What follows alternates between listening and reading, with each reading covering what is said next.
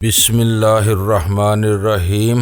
گمنام ہیرو کے معزز ناظرین، السلام علیکم۔ آئیے چلتے ہیں کہانی کی طرف۔ اس وقت تک ہمارے درمیان اس امکان پر کوئی تبادلہ خیال نہیں ہوا تھا کہ اگر شی کا مقامی چیف مارشلز میں ویرا کو میراندے کی کار ڈرائیو کرتے ہوئے دیکھ لیتا تو اس کا کیا رد عمل ہوتا، لیکن میرا خیال تھا کہ ویرا بھی اس مسئلے سے غافل نہ تھی، کیونکہ مقامی چیف کے ساتھ اس کی کبھی نہیں بن سکی تھی۔ گاڑی پارکنگ لاٹ میں چھوڑ کر ہم بازار میں داخل ہوئے تو میں قرب و جوار میں کسی مشتبہ شخص کی موجودگی کے بارے میں بہت زیادہ چوکنا تھا۔ میری پوری کوشش تھی کہ ہم بازار میں کم سے کم وقت گزار کر مطلوبہ اشیاء کی خریداری مکمل کر لیں تاکہ کسی ناگہانی تصادم سے دوچار ہوئے بغیر ہم شام کی مہم کے لیے تیاری کر سکیں۔ میری نگاہ میں سب سے اہم مسئلہ آتش گیر مادے کی خریداری کا تھا، جو ویرا نے دکاندار کے منہ مانگے داموں کی ادائیگی پر حاصل کر لیا اور ہم اپنا کام مکمل کر کے 4 بجے گھر واپس پہنچ گئے۔ سلطان شاہ میراندے کے کمرے میں اس کے آرام دہ بستر پر بے فکرانہ انداز میں دراز تھا اور خوابگاہ کا دروازہ کھلا ہوا تھا۔ ہمیں دیکھتے ہی اس نے بے اختیارانہ انداز میں بستر چھوڑ دیا۔ تمہیں دروازہ تو بند رکھنا چاہیے تھا، میں نے ملامت آمیز لہجے میں کہا۔ اگر میراندے تہہ خانے سے نکل ہی آتا تو گھر کے ملازمین تمہارے مقابلے میں اسی کی مدد کرتے۔ میں نے اس کا قصہ نمٹانے کے بعد ہی بے فکر ہو کر دروازہ کھولا تھا۔ وہ بولا، کیا قصہ نمٹایا اس کا؟ میں نے حیرت سے پوچھا۔ تمہارا کیا 100% درست ثابت ہوا؟ تمہارے جانے کے آدھے پون گھنٹے بعد ہی تہہ خانے کے خفیہ راستے پر آہٹ سنائی دی۔ پھر دروازہ کھلا تو میراندے آزاد حالت میں میرے سامنے تھا۔ اس نے کسی تدبیر سے توق اور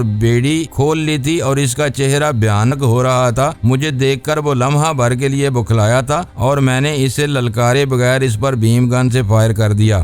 لاش کہاں ہے اس کی؟ ویرا نے اضطراری لہجے میں کہا۔ تہہ خانے میں۔ سلطان شاہ نے اسے مطلع کیا۔ دوسرے قیدی کا کیا حال ہے؟ میراندے کی لاش دیکھ کر تو وہ بہت خوش ہوا ہوگا۔ عالم بالا کے حالات سے میں بے خبر ہوں۔ میں میراندے کی لاش تہہ خانے کے کوریڈور میں چھوڑ کر دوسرے قیدی کی مزاج پرسی کے لیے ہال میں داخل ہوا تو وہ پہلے سے مرا ہوا تھا۔ شاید میراندے نے آزادی حاصل کرنے کے بعد اوپر آنے سے پہلے خود ہی اسے ہمیشہ کی نیند سلا دیا تھا۔ اچھا ہوا کہ یہ کام بھی ہلکا ہو گیا۔ میں نے ایک گہرا سانس لے کر کہا، اب ہمیں تہہ خانے اور اس کے مکینوں کے بارے میں نہیں سوچنا پڑے گا۔ تو کیا تم نے بھی انہیں ہلاک کرنے کا فیصلہ کیا تھا؟ سلطان شاہ نے سوال کیا۔ دونوں کو نہیں، صرف میراندے کو، لیکن اچھا ہوا کہ اس کا بھی فیصلہ ہو گیا۔ جلد یا بدیر اسے بھی مرنا ہی تھا، کیونکہ وہ تہہ خانے کی کہانی کا چشم دید گواہ تھا۔ یہ ساری خریداری کس سلسلے میں کی گئی ہے؟ کچھ آدمیوں اور کتوں سے نمٹنا ہے۔ اس مہم پر تم بھی ہمارے ساتھ چلو گے؟ سارے کتے ہی ہوتے تو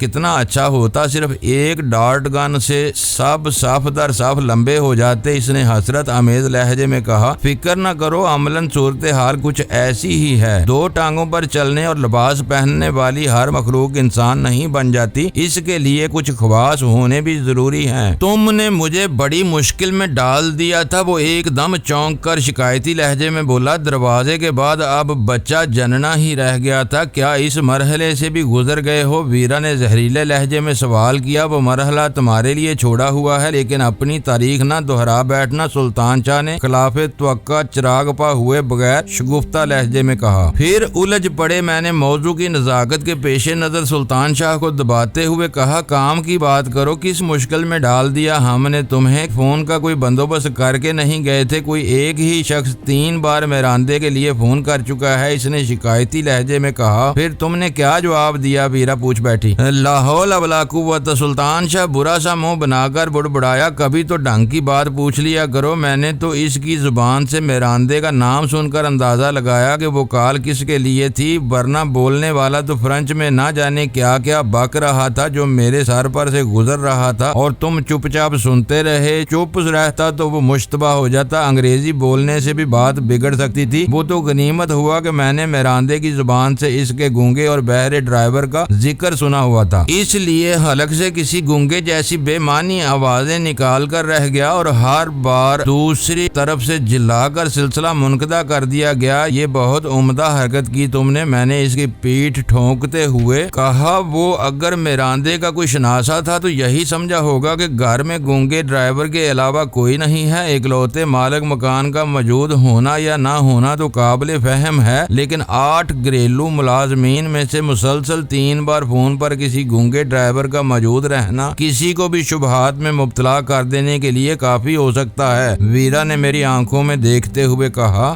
وہ شبہے میں پڑ گیا ہوتا تو پہلی بار فون کرنے کے بعد ہی یہاں پہنچ گیا ہوتا۔ میں نے کہا کوئی امکان تو یہ ہے کہ فون کرنے والا شی کا مقامی چیف رہا ہوگا، ویسے وہ کوئی بھی ہو سکتا ہے۔ ہم دونوں اس موضوع پر بات کر ہی رہے تھے کہ میراندے کی خوابگاہ میں رکھے ہوئے انسٹرومنٹ کی گھنٹی بول پڑی اور ویرا لپک کر فون کی طرف بڑھ گئی۔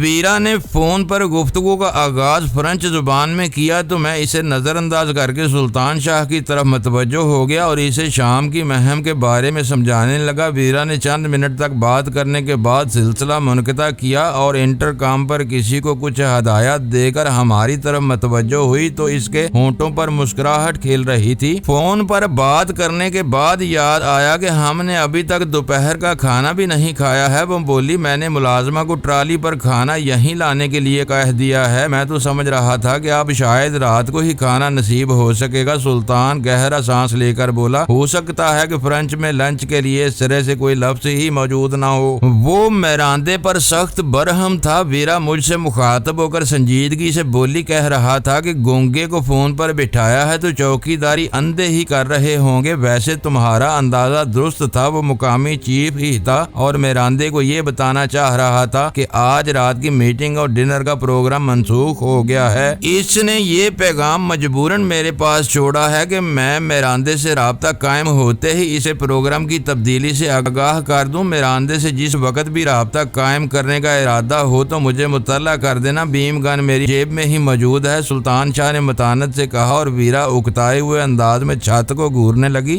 یہ بھی اچھا ہوا، میں نے سلطان شاہ کو نظر انداز کرتے ہوئے کہا، وہ کوئی اہم میٹنگ رہی ہوگی، اگر میراندے اس میں نہ پہنچتا تو شام کو اس کے ساتھیوں میں تجسس پھیل جاتا۔ تم یہ بتا رہے تھے کہ مجھے ریموٹ کنٹرول کے ذریعے کار کو تباہ کرنا ہے، اس کے بعد وہاں میرا کیا مصرف ہوگا؟ سلطان شاہ نے ڈٹائی کے ساتھ مجھے دوبارہ اپنی طرف متوجہ کرتے ہوئے سوال کیا اور میں اسے غصیلی نگاہوں سے گھور کر رہ گیا۔ ہر کام اس حد تک نمٹا لیا گیا تھا کہ جائے واردات پر ہمیں کم سے کم وقت میں مطلوبہ مقاصد حاصل ہو سکے اور ہم تینوں کو بخوبی علم تھا کہ ہمیں کیا کیا کام سر انجام دینے تھے۔ اس وقت رات کے 9 بج چکے تھے، رات کوہر آلود اور بہت سرد تھی، لیکن میں نے کار کا ہیٹر آن نہیں کیا تھا کیونکہ آرام دہ گرم فضا میں کچھ دیر سفر کرنے کے بعد جب ہمیں کھلی فضا میں کام کرنا پڑتا تو اعصاب اس غیر معمولی تبدیلی کو آسانی سے قبول نہ کر پاتے۔ تمہیں راستہ تو یاد ہے نا؟ ویران سڑک پر کافی دیر سفر کے بعد سلطان شاہ نے جمود توڑنے کی نیت سے شوخ لہجے میں سوال کیا۔ فرانس پہنچنے کے بعد سے تمہاری زبان میں کافی طاقت آ گئی ہے، میں نے آدھ جلی سگریٹ ایش ٹرے میں مسلتے ہوئے کہا۔ موقع بے موقع کچھ نہ کچھ بولتے ہی رہتے ہو، زبان کی مجبوری کی وجہ سے دوسروں کے سامنے خاموش رہنا پڑتا ہے، اس لیے تم سے یا ویرا سے ساری کسر پوری کرنا پڑ جاتی ہے۔ لیکن اب تو کچھ پتا نہیں کہ تمہاری چہیتی کب کاٹ کھانے کو دوڑ پڑے، اپنی مرضی سے جو چاہے کرتی پھرے، لیکن میں اسی میں کوئی بات دہرا دوں تو بڑک اٹھتی ہے، بالکل گرگٹ کی طرح رنگ بدلا تھا آج اس نے، وہ نفسیاتی شاہکار ہے، تم اس سے نہ الجھا کرو، وہ تم سے حسد کرنے لگی ہے، کسی بھی وقت تم پر ہاتھ اٹھا سکتی ہے۔ اس کا ہاتھ اٹھا ہی رہ جائے گا اور میں اسے دوسرا ہاتھ کمر پر رکھ کر کتھا کلی ناچنے پر مجبور کر دوں گا، اس نے پرغرور لہجے میں کہا۔ تم جانتے ہو کہ مجھ سے اس کا بغض بلا سبب ہے۔ پھر کچھ دور فائر کیمپ کے دھندلائے ہوئے آثار نظر آنے لگے جو فاصلہ گھٹنے کے ساتھ بتدریج واضح ہوتے جا رہے تھے۔ سڑک کے قریب واقع چیک پوسٹ پر واجبی سی روشنی تھی اور یہی حالت فائر کیمپ کی تھی۔ مین گیٹ پر عام قوت والی چند روشنیاں ضرور دور سے نظر آ رہی تھیں، لیکن احاطے کے اندر یا باہر تیز روشنیوں کے کہیں کوئی آثار نہیں تھے۔ یوں معلوم ہو رہا تھا جیسے اسے غیر نمایاں بنانے کے لیے دیدہ و دانستہ نیم تاریخ رکھا گیا تھا تاکہ سڑک سے گزرنے والے عام لوگوں کو وہاں کسی اہم ڈپو کے قیام کا اندازہ نہ ہو سکے۔ دن کے وقت میں نے احاطے کی دیوار پر کہیں کہیں اندر کے رخ پر نصب جو سرچ لائٹ دیکھی تھی وہ بھی روشن نہیں تھی۔ اس طرح خالص روایتی فوجی فوجی انداز میں اس اسلحہ خانے کو غیر معروف رکھ کر محفوظ بنانے کی کوشش کی گئی تھی، جو ہمارے منصوبے میں مددگار ثابت ہوتی نظر آ رہی تھی۔ سڑک سے گزرنے والوں سے بچاؤ کے سلسلے میں ہم کچے میں کوئی اور وغیرہ تلاش کر سکتے تھے جہاں تاریکی کے سبب کوئی ہماری خفیہ کارروائیوں میں مخل نہ ہو سکتا تھا۔ سڑک کے خامدار حصے پر سفر کرتے ہوئے جو ہی چیک پوسٹ کی روشنیاں ہماری نگاہوں سے اوجھل ہوئیں، میں نے رفتار قدرے کم کر کے گاڑی داہنی طرف کچے میں اتار دی۔ اس سے پہلے میں نے عقب نما آئینے میں ویرا کی چھوٹی کار کے ہیڈ لیمپس کا عکس دیکھ کر یہ یقین کر لیا تھا کہ وہ ہماری کار کو کچے میں اترتے ہوئے دیکھ لے گی۔ ہم ایک ایسے مقام سے کچے میں داخل ہوئے تھے جو فائر کیمپ کی بغلی دیوار کی طرف واقع تھا، اور اس مقام کا عقبی نگراں برجیوں یا اگلی چیک پوسٹ سے دیکھا جانا ناممکنات میں سے تھا۔ ناہموار زمین پر تیزی سے ڈرائیو کرتے ہوئے میں سڑک سے کافی دور نکلنے کے بعد ایک اونچے ٹیلے کی اوٹ میں رک گیا جس کو میں دن میں دیکھ چکا تھا۔ ویرا بھی اپنی کار ہمارے پیچھے وہیں تک لے آئی تھی۔ ویسے تو کار کی اگنیشن کے ساتھ اسٹیئرنگ لاک بھی تھا جو اگنیشن آف کر کے چابی باہر نکالنے کی صورت میں خود بخود اسٹیئرنگ کو لاک کر دیتا ہے، لیکن ہمیں انجن آن رکھ کر گاڑی کو ریموٹ کنٹرول سے چلانا تھا، اس لیے اس تالے کی مدد نہیں لی جا سکتی تھی۔ میں نے گاڑی روکتے ہی بازار سے خریدا ہوا مضبوط آہنی لاک اسٹیئرنگ اور اس کے کالم میں پھنسا کر مکفل کر دیا اور انجن کو چلتا چھوڑ کر پھرتی سے نیچے آ گیا۔ ہیڈ لیمپس میں نے گاڑی کے کچے میں اتارتے ہی بجھا دیے تھے۔ اس مرحلے پر پارکنگ لائٹس بھی گل کر دیں اور سلطان شاہ ایکسیلیٹر کے پیڈل پر اوپر سے نصب کیے ہوئے عارضی بریکٹ پر بیڑی سے کام کرنے والا ریموٹ کنٹرول ریسیور لگانے میں مصروف ہو گیا۔ بمشکل 2 منٹ میں فارغ ہو گیا اور اس نے کار سے الگ ہٹ کر اپنے ہاتھ میں موجود ننھے سے ریموٹ کنٹرول ٹرانسمیٹر کا بٹن دبایا اور کار کے انجن کی آواز یک بیک تیز ہو گئی۔ سلطان شاہ نے بٹن چھوڑ دیا، پھر اس نے پھرتی سے آتش گیر مادہ کار کے حساس حصوں میں پھیلانا شروع کر دیا۔ ٹھیک 10 منٹ بعد میں نے اپنی روشن ڈائل والی ریسٹ واچ پر نگاہ ڈالتے ہوئے سلطان شاہ سے کہا اور ویرا کی کار میں سوار ہو گیا۔ ویرا نے کار کی کوئی روشنی جلائے بغیر اسے کچے راستے پر آگے ڈال دیا۔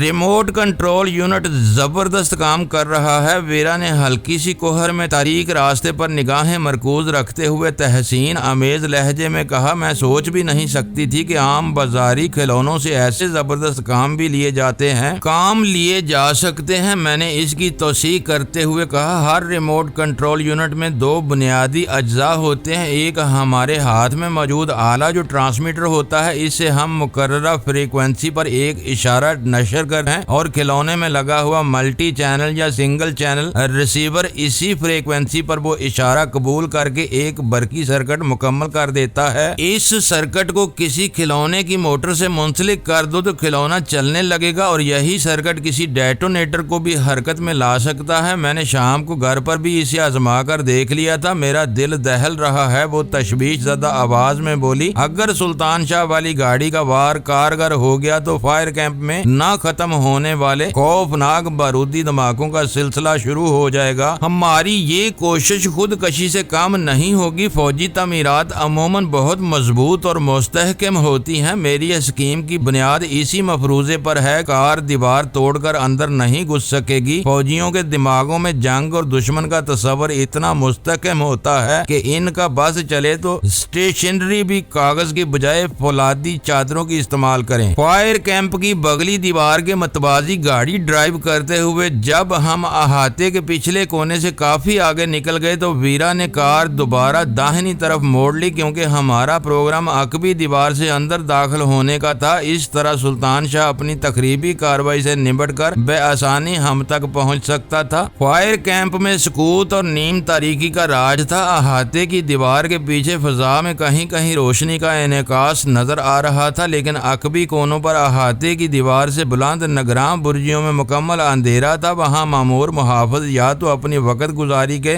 روزمرہ معمولات گزارنے کے بعد آرام کر رہے تھے یا وہ برج سرے سے ویران ہی پڑے ہوئے تھے۔ پھر یوں ہی ایک بلند ٹیلا نگاہ میں آیا۔ ویرا نے کار اسی کی اوٹ میں روک لی، انجن بند کیا، چابی اگنیشن میں چھوڑی اور نیچے اتر آئی تاکہ ہماری غیر موجودگی میں سلطان شاہ ادھر آ نکلے تو اسے گاڑی پر تصرف حاصل کرنے میں کوئی دشواری نہ ہو۔ ہم دونوں نے بیک وقت اپنے وزنی اونی کوٹ اتار کر گاڑی کی عقبی نشست نشست پر پھینکے اور ہائی انسولیشن ربڑ کے لبادے اپنے جسموں پر چڑھا لیے، جن میں ٹوپی نما نقاب بھی شامل تھی۔ جوتے ہم گھر سے اسی قسم کے پہن کر نکلے تھے، اس لیے دستانے پہنتے ہی ہم اپنی مہم کے لیے تیار ہو چکے تھے۔ نائلون کی مضبوط ڈوری اور ٹائم بم میرے کندھے سے لٹکے ہوئے چرمی تھیلے میں موجود تھے، جس کے بارے میں نے یہ احتیاط رکھی تھی کہ اس میں دانت کے نام پر کوئی کیل بھی نہ ہو۔ کتوں کے لیے گوشت کے پارچے بھی اسی تھیلے میں تھے۔ سردی بہت ہے اور 10 منٹ پورے ہونے میں ابھی خاصی دیر باقی ہے۔ ربڑ کے نقاب میں سے ویرا کی بھاری آواز ابھری، کیوں نہ گاڑی میں جا کر ایک سگریٹ پی لی جائے۔ اندھیری رات میں کش لیتے ہوئے سگریٹ کے سلگتے ہوئے سرے پر روشنی ہونے والی چنگاری میلوں دور سے دیکھی جا سکتی ہے۔ دوسری جنگ عظیم میں کئی فضائی حملے محض دشمن کے سگریٹ نوش سپاہیوں کی وجہ سے کامیاب ہو سکے تھے۔ یہ نہ بھولو کہ ہم ایک فوجی ڈپو کے قریب موجود ہیں۔ ٹائم بم کا ٹائمر تم نے 30 منٹ پر سیٹ کیا ہے۔ اگر کسی وجہ سے ہم اس مدت میں فائر کیمپ سے محفوظ فاصلے پر نہ نکل سکے تو کیا ہوگا؟ چند ثانیوں بعد ویرا کو ایک نیا خیال سوچ گیا۔ آج تم گھر پر آرام کرتی تو بہتر تھا، میں نے چڑ کر کہا۔ تمہیں ہر بات میں منفی پہلو ہی نظر آ رہے ہیں، حالانکہ آدھا گھنٹہ بہت کافی وقت ہوتا ہے۔ مفروضوں پر سر کھپانے لگو تو یہ بھی ہو سکتا ہے کہ ہم کسی ناگہانی مسئلے کی وجہ سے گھنٹوں تک ڈمپ ایریا سے نہ نکل سکیں اور وہیں دھماکوں کی نظر ہو جائیں۔ اس بار ویرا نے مکمل خاموشی اختیار کر لی اور میں پوری یکسوئی کے ساتھ اپنے ذہن میں متوقع حالات کا تجزیہ کرنے لگا۔ اگر سب کچھ میرے پروگرام کے مطابق ہوتا تو برقی باڑ سے گوشت کے پارچے پھینک کر مجھے رکھوالی کے کتوں کی گراہٹیں معدوم ہونے کا انتظار کرنا تھا، پھر اندر بارودی ہتھیاروں کے کسی ذخیرے میں ٹائم بم نصب کر کے اس کا ٹائمر آن کر کے لوٹ آنا تھا۔ واپسی کے لیے وہی راہ اختیار کی جاتی جو داخلے کے لیے سوچی گئی تھی۔ اس حصے میں ویرا کی افادیت صرف اتنی تھی کہ اگر اندر ہماری موجودگی کے دوران کسی سے مڈبھیڑ ہو جائے تو ویرا نہ صرف فرنچ میں اسے مطمئن کر سکے بلکہ بوقت ضرورت اپنے کراٹے کے ہاتھ بھی دکھا سکے۔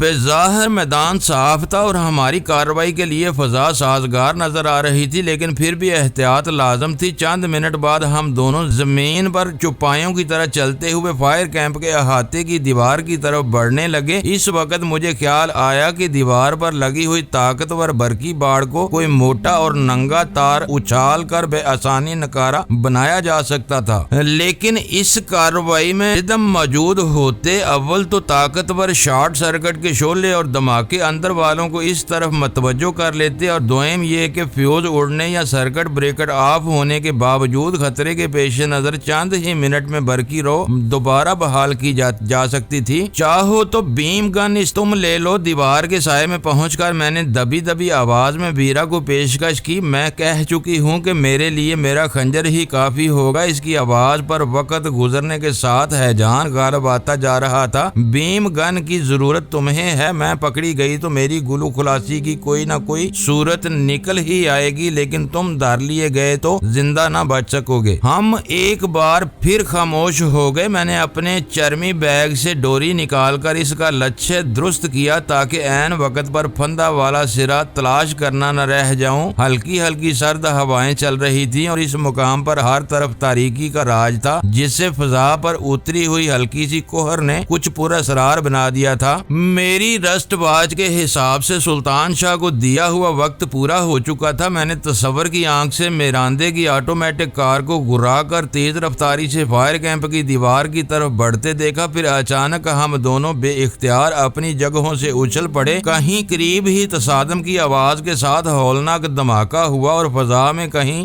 بڑک اٹھنے والے بارودی شعلوں کا لہو رنگ انعکاس چمکنے لگا۔ شاید سلطان شاہ اپنا کام پورا کر چکا تھا۔ میں بجلی کی سی سرعت سے اٹھا اور میں نے نائلون کی مضبوط ڈوری کا پھندے والا سرا فصیل میں لگے ہوئے برقی باڑ کے زاویے دار آہنی بریکٹ پر اچھال دیا۔ فائر کیمپ میں چھایا ہوا قبرستان کا سناٹا ختم ہو چکا تھا۔ کھلی فضا میں لوگوں کے زور سے بولنے اور دوڑنے کی آوازوں کے ساتھ ہی خطرے کا سائرن بھی سنائی دے رہا تھا۔ میرا اچھالا ہوا پھندا آہنی بریکٹ میں پھنس گیا۔ میں نے ڈوری پر زور ڈال کر پھندا تنگ کیا، پھر اس میں جھول کر اپنی کمند کی مضبوطی کا اندازہ کرتے ہی ڈوری کے سہارے اوپر چڑھنا شروع کر دیا۔ آہنی بریکٹ دیوار میں ایسے زاویے پر نصب تھا کہ ان کے سرے دیوار سے کم و بیش 2.5 فٹ دور تھے، مگر میں تھوڑی سی جدوجہد کے بعد تانبے کے اس موٹے تار تک پہنچنے میں کامیاب ہو گیا، جس میں 11,000 وولٹ کی ایسی مہلک برقی رو دوڑ رہی تھی جو خاصے فاصلے سے کسی بھی شے کو اپنی طرف کھینچ کر پل بھر میں خاکستر کر سکتی تھی۔ لمحے بھر کے لیے میرے دل کی دھڑکنیں بھی تیز اور بے ترتیب ہو گئیں۔ مجھے خیال آیا کہ اگر میرے ہائی انسولیشن لباس کی تیاری میں کہیں بھی کوئی خامی رہ گئی تھی تو میں اس وقت جل کر بھسم ہو سکتا تھا۔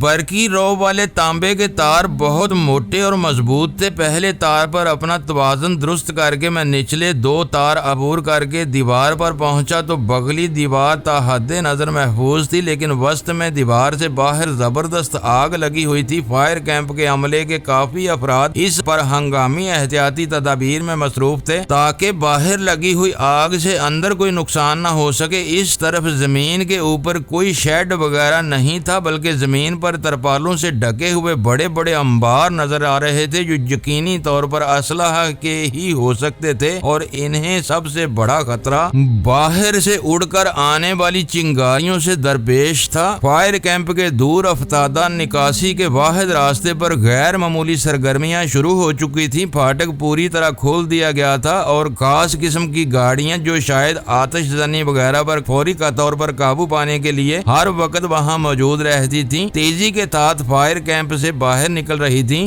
لیکن میں زیادہ دیر تک ان کی تفصیلات کا جائزہ نہ لے سکا کیونکہ اندر دیوار کے نیچے بیڑیوں کی طرح جسیم اور خونخوار کتوں کا ایک غول میری پذیرائی کے لیے جمع ہو چکا تھا۔ ان کتوں کی تعداد 6 تھی اور سب ہی دبی دبی غضبناک آوازوں میں گرا رہے تھے۔ انہیں دیکھ کر ہی اندازہ لگایا جا سکتا تھا کہ انہیں اپنے شکار کو سیکنڈوں میں چیر پھاڑ کر قصہ ختم کر دینے کی تربیت دی گئی تھی۔ میں نے دیوار پر اپنا توازن برقرار رکھتے ہوئے اپنے چرمی بیگ سے گوشت کے پارچوں کی تھیلی نکالی اور اس میں سے ایک ٹکڑا نکال کر ان کی طرف اچھال دیا۔ اس وقت اپنے ارد گرد کی فضا میں ایک اجنبی کی بو محسوس کر کے ان پر خون سوار ہو چلا تھا۔ وہ میرے پھینکے ہوئے گوشت کے ٹکڑے کو دشمن کا ایک حصہ سمجھ کر گراتے ہوئے اس پر ٹوٹ پڑے۔ دانتوں اور پنجوں سے اسے بمبوڑتے ہوئے ان کتوں نے کچکچا کر جیسی خونخوار آوازیں نکالی وہ کسی کا بھی پتا پانی کر دینے کے لیے کافی تھیں۔ میں نے مزید 2 ٹکڑے اندر اچھالے جو فضا ہی میں لپک لیے گئے، لیکن میں نے وہ منظر خون آور نظروں سے دیکھا کہ تمام ہی کتے شکم سیر تھے اور ابلے ہوئے اس گوشت کو کھانے کی بجائے اسے نوچ کر چیتھڑے اڑا رہے تھے۔ اس وقت فائر کیمپ میں آس پاس کوئی شخص موجود نہیں تھا۔ میں نے چکنے انداز میں گرد و پیش کا جائزہ لے کر ہولے ہولے انہیں پچکارتے ہوئے مزید گوشت اندر ڈال دیا۔ اس بار ان کی غصے سے تنی ہوئی دموں میں کچھ مفاہمانہ جنبش پیدا ہوئی۔ گوشت کی کثرت نے ان کتوں کے لیے انتخاب کی دشواری پیدا کر دی۔ وہ طے نہیں کر پا رہے تھے کہ جب دشمن کی نفری زیادہ ہو تو اپنے قبضے میں آئے ہوئے شکار پر ہی اکتفا کیا جائے یا حسب توفیق دوسرے پر بھی منہ ماری جاری رکھنی چاہیے۔ اسی اثناء میں ویرا بھی مہارت کے ساتھ اوپر تاروں پر آ گئی اور میں نے سہارا دے کر اسے دیوار پر لے لیا۔ ہم دونوں ایک دوسرے سے جڑ کر اس طرح بیٹھے تھے کہ دور سے ہمیں کوئی دیکھ بھی لے تو اسے 2 ہیبلوں کی موجودگی کا اندازہ نہ ہو سکے۔ یہ گوشت کھانے کی بجائے بمبوڑ رہے ہیں، میں نے تشویش آمیز سرگوشی میں کہا۔ اگر یہ بے ہوش نہ ہوئے تو ہمارا منصوبہ بری طرح ناکام ہو جائے گا۔ میراندے کی کار بھی دیوار سے ٹکرا کر باہر ہی تباہ ہو گئی ہے۔ تم رکھوالی کے کتوں کی فطرت سے واقف نہیں ہو، ذرا سا جوش ٹھنڈا ہوگا تو کھانے بھی لگیں گے۔ ویسے ان پارچوں پر بے ہوشی کی اتنی کثرت سے لگی ہوئی ہے کہ یہ شاید گوشت بمبوڑتے ہوئے ہی بے ہوش ہو جائیں گے۔ کتوں کے بارے میں ویرا کو خاصی معلومات حاصل تھیں۔ چند لمحوں بعد کئی کتے گوشت کھاتے نظر آئے، جبکہ ایک کتے کا اشتعال سرد ہونے میں ہی نہیں آ رہا تھا، لیکن دیکھتے ہی دیکھتے وہ سب لڑکھڑائے اور مسکین سی آوازیں نکالتے ہوئے وہیں ڈیر ہو گئے۔ اس اثناء میں ان 6 کے علاوہ کرب و جوار میں کسی 7ویں کتے نے آثار نظر نہیں آئے تھے۔ میں نے کمند کی ڈوری باہر سے کھینچ کر اندر لٹکا دی اور پھر ہم پھرتی سے فائر کیمپ میں داخل ہو گئے۔ اندر کنکریٹ کے کئی وسیع و عریض گودام نظر آ رہے تھے۔ تعمیرات سے اندازہ ہو رہا تھا کہ وہاں زیر زمین بھی خاصے ذخائر موجود تھے، لیکن ہم نے زیادہ جستجو میں پڑنے کی بجائے سب سے قریبی انبار کا رخ کیا جو مضبوط چوبی پیٹیوں پر مشتمل تھا۔ وہیں ایک فورٹ لفٹ بھی موجود تھا۔ اس سے ذرا دور 40 فٹ لمبے 3 خالی ٹریلر موجود تھے، جس کا مطلب تھا کہ قرب و جوار سے اسلحہ کی بھاری مقدار اگلی صبح یہاں سے لوڈ ہونے والی تھی۔ ایک چوبی پیٹی کے شپنگ مارک پر نظر پڑتے ہی میرا دل اچھل کر حلق میں آ گیا، کیونکہ اس پر ایک بین الاقوامی امدادی ایجنسی کے پتے کے آخر میں پاکستان واضح طور پر اسٹینسل سے چھپا ہوا تھا۔ مجھے محسوس ہوا کہ اس دور میں دنیا بہت مختصر ہو کر رہ گئی ہے۔ میں پاکستان سے بے شمار مصائب برداشت کر کے ہزاروں میل کی مسافت طے کرتا ہوا محض اتفاقات کے سہارے مارسلز کے ایک اسلحہ فائر کیمپ میں پہنچا تو وہاں میرے سامنے پاکستان کے لیے پیک کیے ہوئے اسلحہ کے انبار تھے۔ ان پر حکومت پاکستان کے کسی ادارے محکمے کی بجائے ایک بین الاقوامی امدادی ادارے کا نام ہونے کی وجہ پر میرے لیے یہ سمجھنا دشوار نہیں تھا کہ وہ مہلک انبار پاکستان کی سرزمین سے سرحد پار افغان مزاحمت کے لیے مراکز میں بھیجے جانے کے لیے تھا، لیکن مجھے اس بات کا بھی پورا یقین تھا کہ منزل پر پہنچنے سے پہلے ہی ان ہتھیاروں کی ایک بڑی مقدار پاکستان کے چور بازاروں میں پھیلائی جاتی تھی، یا پھر سرحد پار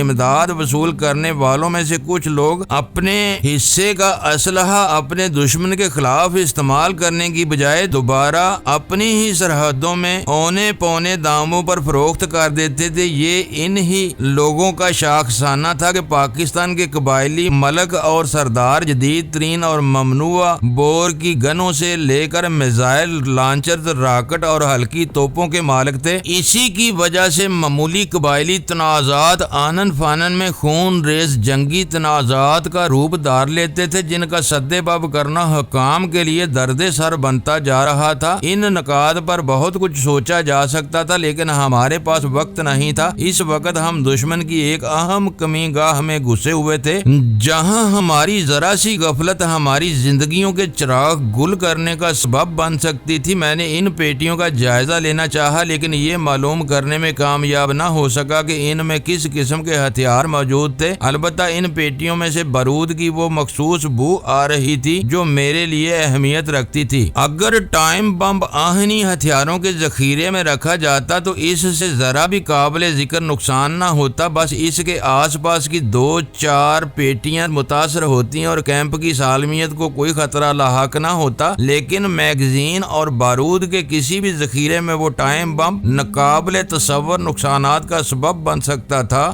جن میں فائر کیمپ کے تمام ذخائر کی تباہی سر فہرست ہوتی، جس کا ازالہ سہل کام نہ ہوتا۔ جلدی کام ختم کرو، ویرا کیمپ کی بغلی دیوار کی طرف دیکھتے ہوئے بولی۔ میراندے کی کار کی آگ پر قابو پاتے ہی وہ معاملے کی تہہ تک پہنچ جائیں گے کہ کسی اہم محاذ سے ان کی توجہ ہٹانے کے لیے اس حادثے کا ڈرامہ رچایا گیا ہے اور وہ فائر کیمپ کے چپے چپے پر پھیل جائیں گے۔ اسی وقت کانوں کے پردے پھاڑ دینے والا ایک دھماکہ ہوا، کثیف دمیں اور شعلوں کی چادر آسمان کی طرف لپکی اور میں نے اضطراری طور پر ٹائم بم کا ٹائمر آن کر کے اسے پیٹیوں کے انبار کے درمیان ایک خلا میں ڈال دیا۔ شاید کار کی پیٹرول کی ٹینکی پھٹی ہے، ویرا بڑبڑائی، شعلوں کی شدت بڑھ گئی ہے۔ آؤ، میں نے اس کا ہاتھ تھام کر اپنی جگہ چھوڑتے ہوئے کہا، ٹائمر چل پڑا ہے، ایسا نہ ہو کہ یہیں ہمارے کباب بن کر رہ جائیں، ہمیں جلد از جلد یہاں سے دور نکلنا ہے۔ ہم دونوں جیسے ہی پلٹے، اچانک ایک کرخت مردانہ آواز سن کر میرا لہو رگوں میں منجمد ہو کر رہ گیا۔ نیم فوجی وردیوں میں ملبوس 2 مضبوط اور مسلح افراد ہمارے اور کماند کے درمیان حائل تھے۔ ان کی سٹین گنوں کے دہانے ہمارے جسموں کی طرف اٹھے ہوئے تھے، جن سے کسی بھی لمحے آگ کی برسات شروع ہو سکتی تھی۔ ویرا نے اس کی للکار سنتے ہی اپنے دونوں ہاتھ اٹھا لیے تھے۔ میں نے بھی اس کی تقلید کی۔ پھر ویرا فرنچ میں کچھ بولنے لگی۔ اس کے تحکمانہ لہجے سے ظاہر ہو رہا تھا کہ اس نے ہتھیار ڈالنے کی بجائے انہیں مرعوب کرنے کا فیصلہ کر لیا تھا۔ ہمیں للکارنے والے کے ساتھ ویرا کے کئی مکالمات کا تبادلہ ہوا۔ اس دوران میں اس نے دیوار کے سہارے لٹکی ہوئی ڈوری کی طرف بھی اشارہ کیا تھا، لیکن گفتگو کے اختتام تک ان کی سٹین گنوں کے دہانے زمین کی طرف جھک چکے تھے، جس کا مطلب تھا کہ ویرا کی حکمت عملی کامیاب رہی تھی۔ یہ مصیبت نہ جانے کہاں سے نازل ہو گئی۔ ویرا اپنے ہاتھ گراتے ہوئے اردو میں مجھ سے مخاطب ہو گئی۔ بمشکل انہیں سمجھا سکی ہوں کہ ہم ہیڈ کوارٹر سے فائر کیمپ کے حفاظتی اقدامات چیک کرنے آئے ہیں،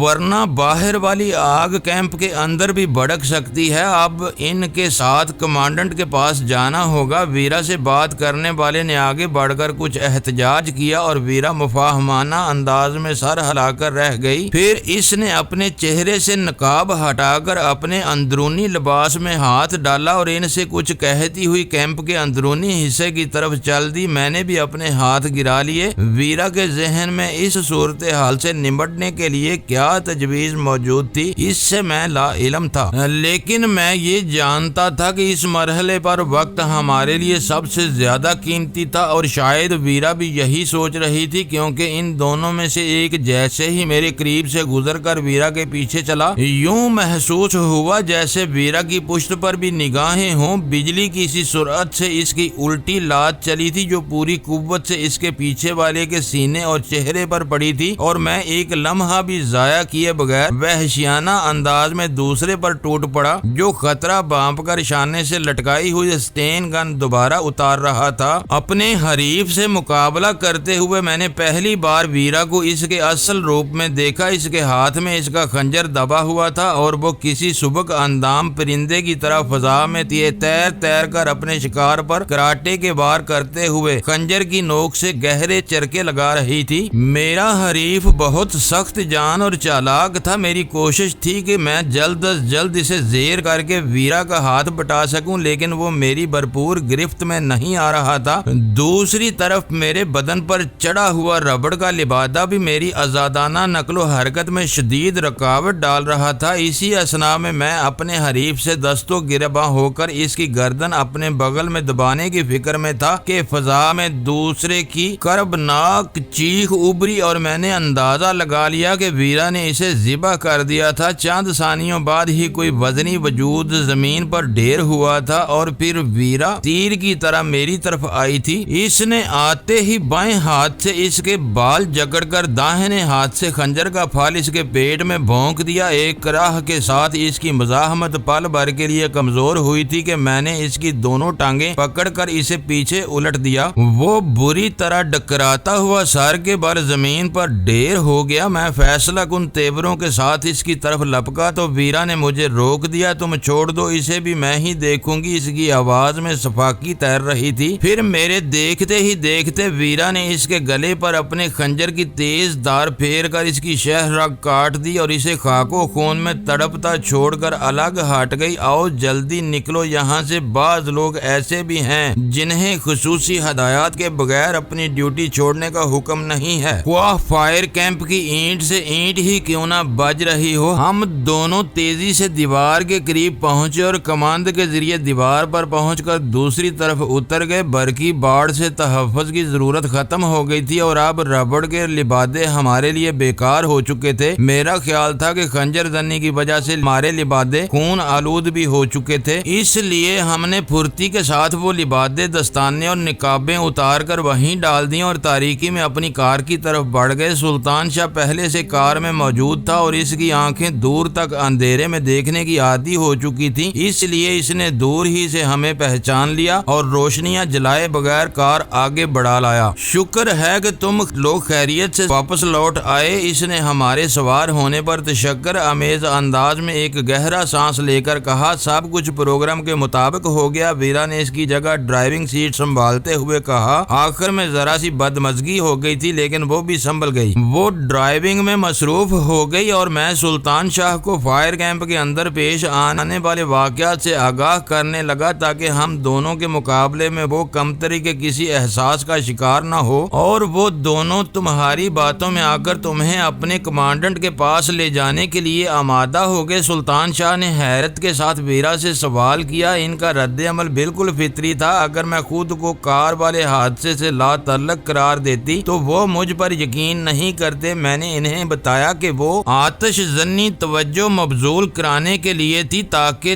ہم کسی اور جگہ سے اندر داخل ہونے کی کوشش کر سکیں اور ہم کامیاب ہو گئے۔ ہر بار میں پیچھے رہ جاتا ہوں، سلطان شاہ حسرت امیز لہجے میں بولا۔ اس بار بھی میرا کام مضحکہ خیز تھا۔ بٹن دبائے دور کھڑے رہو اور تصادم کا دھماکہ ہوتے ہی دوڑ لگا دو، لیکن ساری کارروائی کی بنیاد وہی تھی۔ اس وقت ویرا بھی اس کی دلجوئی پر آمادہ نظر آتی تھی۔ موڑ گھومنے کے بعد میراندے کی کار کا جلد جلتا ہوا ڈھانچہ ہمارے سامنے آ گیا۔ وہاں متعدد افراد اور کئی گاڑیاں آگ بجھانے کی کوششوں میں مصروف تھیں۔ وہ سب آنے والی تباہ کاری سے بے خبر تھے، جس کا بیج پاکستان بھیجے جانے والے اسلحہ کی پیٹیوں کے درمیان بو دیا گیا تھا۔ کار کچا راستہ عبور کر کے سڑک پر چڑھی تو ویرا نے ہیڈ لیمپس روشن کر دیے۔ میں نے اضطراری طور پر اپنی ریسٹ واچ پر نظر ڈالی اور سر جھٹک کر رہ گیا، کیونکہ دونوں محافظوں کی مداخلت کی وجہ سے میں ٹائمر آن کرنے کا وقت نوٹ نہیں کر سکا تھا۔ البتہ میرا اندازہ تھا کہ ٹائم بم کے پھٹنے میں اس وقت صرف 20 منٹ باقی رہ گئے تھے۔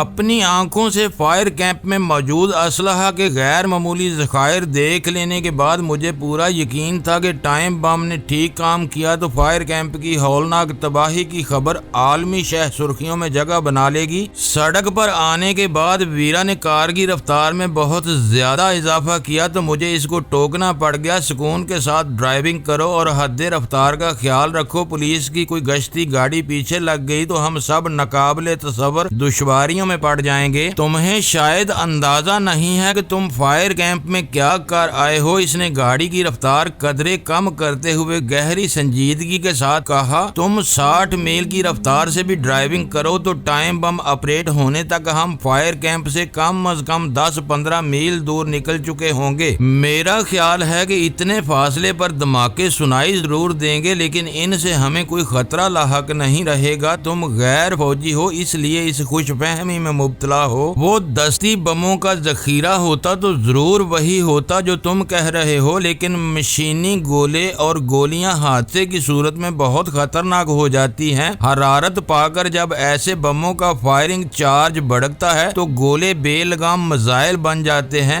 جس گولے یا جس پروجیکٹائل کا جدھر رخ ہوا وہ اسی طرف پرواز کر جائے گا اور رینج پوری کرتے ہی گر کر تباہی پھیلا دے گا۔ تم مذاق تو نہیں کر رہی ہو؟ میں نے قدرے حیرت اور بے یقینی کے ساتھ سوال کیا۔ مذاق نہیں، میں 100% سنجیدہ ہوں، وہ بولی۔ اگر سب کچھ پروگرام کے مطابق ہوا تو آج کی رات مارس سیلز والوں پر بہت بھاری گزرے گی، جو شہر کے مضافات میں غیر قانونی اسلحہ کے اس بڑے ڈھیر سے چشم پوشی کرتے چلے آ رہے تھے۔ تو کیا عام شہریوں کو فائر کیمپ کے وجود اور نوعیت کا علم ہے؟ صرف اتنا معلوم ہے کہ وہ اسلحہ کا ایک ٹرانزٹ ڈپو ہے۔ اس کی وسعت تو کسی کے وہم و گمان میں بھی نہ ہوگی۔ حفاظتی انتظامات اسی لیے احاطے سے باہر تک وسیع نہیں کیے گئے کہ عام شہریوں کو اس ڈمپ کی اہمیت کا صحیح اندازہ نہ ہو سکے۔ آج فائر کیمپ کا معاملہ بھی نمٹ گیا، اب تمہارا کیا ارادہ ہے؟ کچھ دیر کے سکوت کے بعد سلطان شاہ نے کسل مندانہ لہجے میں سوال کیا۔ مجھے اب ایسی مہمات سے اکتاہٹ محسوس ہونے لگی ہے جن میں میرا کوئی مؤثر حصہ نہ ہو۔ فرانس پہنچنے کے بعد سے ہمیں ایک پل بھی چین نہیں مل سکا۔ یہاں میراندے کا آراستہ گھر ملازمین سمیت تصرف میں آیا ہے تو چند روز کے لیے یہاں رک کر تکان اتارنے کا ارادہ ہو رہا ہے۔ میں نے کہا، تم تکان اتارو گے اور میں گھر میں پڑا بور ہوتا رہوں گا؟ وہ بڑبڑایا، فکر نہ کرو، تمہارے لیے بھی کام نکل ہی آئے گا۔ ویرا بولی، میں جب مارسلز آ ہی گئی ہوں تو یہاں کے چیف کو تھوڑا سا سبق دے کر ہی جاؤں گی۔ اس چھیڑ چھاڑ میں تم میرا ہاتھ بٹاؤ گے؟ ویسے بھی مارسلز ایک بہت پرانا اور دلچسپ شہر ہے، گھر سے نکلو گے تو زندگی بہت حسین نظر آئے گی۔ میں تو اپنی کمزور انگریزی کو ہی روتا رہتا تھا، لیکن فرانس والوں کو تو شاید دنیا کی ہر زبان سے بیر ہے۔ میراندے کے علاوہ اب تک جو بھی ملا فرنچ ہی بولتا ہے۔ برطانیہ سے باہر یورپ میں اب انگریزی کا رواج نہیں رہا۔ فرنچ کے بعد جرمن دوسرے سب سے زیادہ بولی جانے والی زبان ہے۔ انگریز بھی باہر نکلنے سے پہلے ان دو زبانوں میں تھوڑی بہت شدھ بدھ پیدا کرنے کی کوشش کرنے لگے ہیں۔ ویرا کا رویہ سلطان شاہ کے ساتھ حیرت ناک حد تک مفاہمانہ ہو گیا تھا۔ وہ دونوں آپس میں گفتگو کرتے رہے، لیکن میرا ذہن اپنی الجھن میں مبتلا رہا۔ ویرا نے مشینی بموں کے ہولناک خواص بتا کر میرے ذہن پر ایک اذیت ناک بوجھ ڈال دیا تھا، اور میں سوچ رہا تھا کہ اگر فائر کیمپ کی تباہی کے ساتھ مارسلز کے معصوم اور بے گناہ شہریوں پر ہلاکت خیز قیامت کی برسات ہوگی تو شاید میرا ضمیر عمر بھر مجھے اس فعل پر نادم کرتا رہے گا اور میں اس کے ازالے کے لیے کچھ بھی نہ کر سکوں گا۔ میرا وہ احساس اپنی جگہ تھا، لیکن میں آنے والی تباہی کو ٹالنے کے لیے کچھ بھی نہیں کر سکتا تھا۔ فائر کیمپ کے ایک بارودی ذخیرے میں ٹائم بم رکھ چکا تھا جو اب ایک مقررہ وقت پر پھٹ جانا تھا۔ گھڑی کی سوئیاں مسلسل آگے کی طرف حرکت کرتے ہوئے تباہی کے لمحات کو نزدیک لاتی جا رہی تھی اور گھڑی کی ان سوئیوں کو الٹا چلانا میرے بس سے باہر تھا۔ طویل مضافات کی مسافت طے کر کے ہم شہر کی حدود میں داخل تو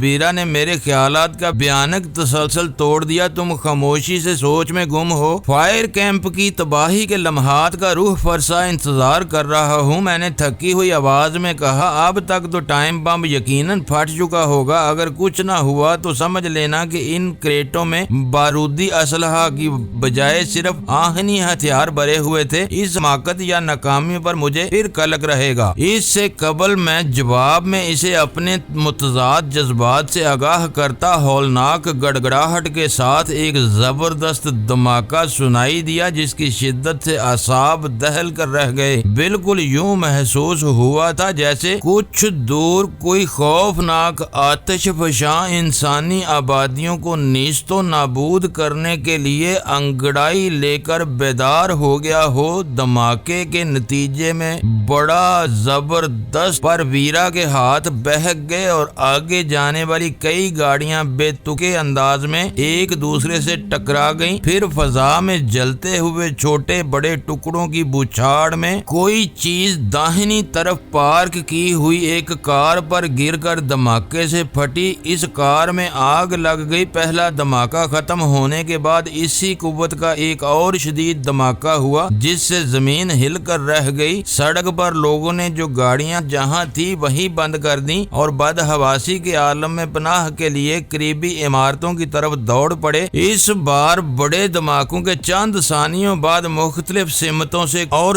زیادہ طاقت کے متعدد دھماکے وقفے سے سنائی دیتے رہے اور اس دوران میں ویرا سڑک پر بے ترتیبی سے کھڑی ہوئی گاڑیوں کے درمیان راستہ بنا کر آگے بڑھتی رہی۔ پھر اچانک سائرن کی گھٹتی بڑھتی تیز آواز سے گونج اٹھی جو شاید شہری دفاع والوں کی طرف سے مارسلز کے شہریوں کے لیے فضائی حملے کی وارننگ تھی۔ چند سو گز کے بعد گاڑیاں ایک دوسرے میں اس طرح پھنسی ہوئی تھیں کہ ہمارے لیے آگے بڑھنا ناممکن ہو کر رہ گیا تھا۔ ویرا بھی انجن بند کر کے اتر پڑی اور ہم دونوں اس کے پیچھے تیزی سے ایک بڑے ہوٹل کے سائبان کی طرف دوڑ پڑے کیونکہ فضا سے جھلسے ہوئے اور جلتے ہوئے ٹکڑوں کی ہولناک برسات بدستور جاری تھی۔ آسمان سے آگ اور بارود کی گھٹتی بڑھتی برسات اور خوفناک شہریوں کی چیخو پکار نے اس وقت علاقے میں قیامت صغریٰ کا منظر پیدا کر دیا تھا اور مجھ پر سکتہ سا طاری ہو گیا تھا۔ چھوٹے موٹے پروجیکٹائلز کی تباہ کاریوں کے دوران ہی اسی میں کہیں ایک